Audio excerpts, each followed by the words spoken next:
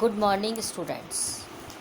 आज हम बात करेंगे administration of collection of GST, अर्थात कर का संग्रह का प्रशासन किस प्रकार से है।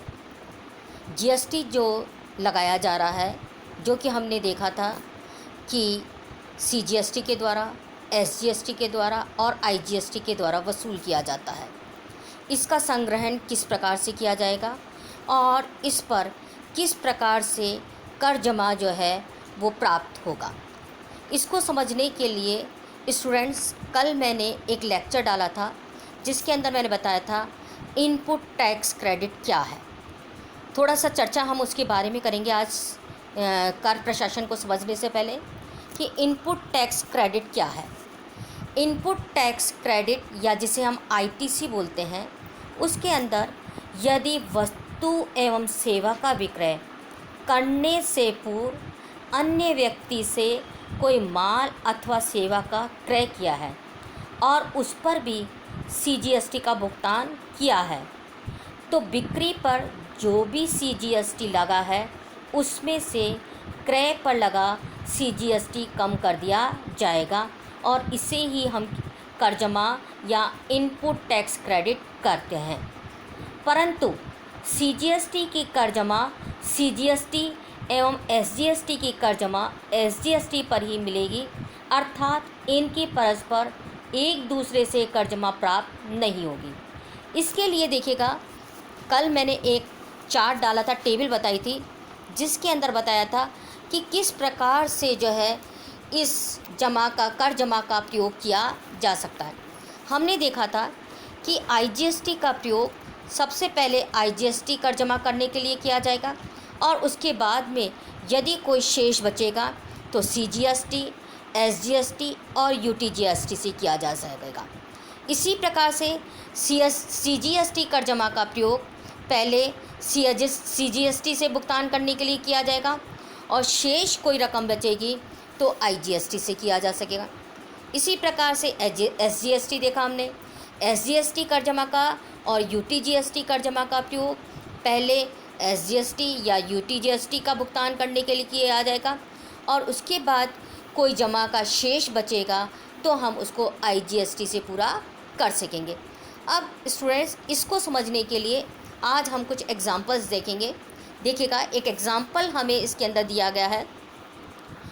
ए ने 1 लाख रुपए का माल बी को बेचा है और इस माल पर सीजीएसटी की दर 6% है एवं एसजीएसटी की दर भी 6% है एवं आईजीएसटी की दर 12% है।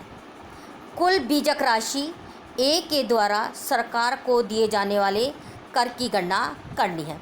प्रश्न के अंदर देखिएगा, यहाँ पर ए के द्वारा 1 लाख रुपए का माल बी को बेचा है और बी इसके अंदर जो है वो सीजीएसटी और एसजीएसटी की कर की दर हमें 6% दी गई है। आईजीएसटी भी दे रखा है जो कि 12% है।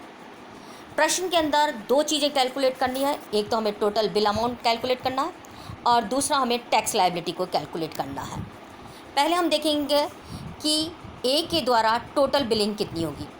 ए के द्वारा देखिएगा, जो टोटल बिलिंग की जाएगी उसके लिए एक फॉर्मेट हम यहाँ पे एक जो है वो बनाएंगे। इसके लिए 2 कॉलम बनाए जाएंगे, एक पार्टिकुलर्स का और एक अमाउंट का कॉलम। पार्टिकुलर्स के अंदर जो ट्रांजैक्शन वैल्यू या जिसे सेल्स वैल्यू कहते हैं वो प्रश्न के अंदर हमें दे रखा है। 1 लाख रुपए जो है वो इसके अंदर ट्रांजैक्शन वैल्यू है। इसके ऊपर जो है 6% से सीजीएसटी लगेगा 6,000 रुपये और 6% से ही जो है एसजीएसटी लगेगा 6,000 रुपये। टोटल बिलिंग हो जाएगी इसके ऊपर 1,12,000 रुपये। इस प्रश्न के अंदर देखिएगा, आईजीएसटी की दर भी हमें दे रखी है 12%, लेकिन आईजीएसटी नहीं लगेगा। उसका कारण क्या है कि ए ने माल उसी राज्य में बेचा है और जब एक ही राज्य में माल का विक्रय किया जा रहा है तो ऐसी स्थिति में आईजीएसटी उस पर नहीं लगेगा, उस पर केवल सीजीएसटी और एसजीएसटी ही लगाया जाएगा। तो टोटल बिलिंग हो गई है 1,12,000 रुपये। अब दूसरा हम स्टेटमेंट तैयार करेंगे जिसके अंदर ए के द्वारा गवर्नमेंट को कितना टैक्स पे किया गया। तो tax payable by A to government, इसके लिए हम देखिएगा स्टेटमेंट के अंदर एक पार्टिकुलर्स का कॉलम बनाएंगे, एक CGST का कॉलम बनाएंगे, एक SGST का कॉलम बनाएंगे और एक टोटल अमाउंट का कॉलम बनाएंगे।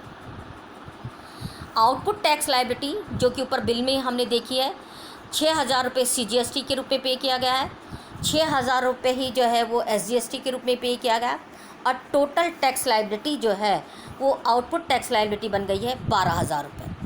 इसमें से लेस किया जाएगा इनपुट टैक्स क्रेडिट, ITC को लेस किया जाएगा।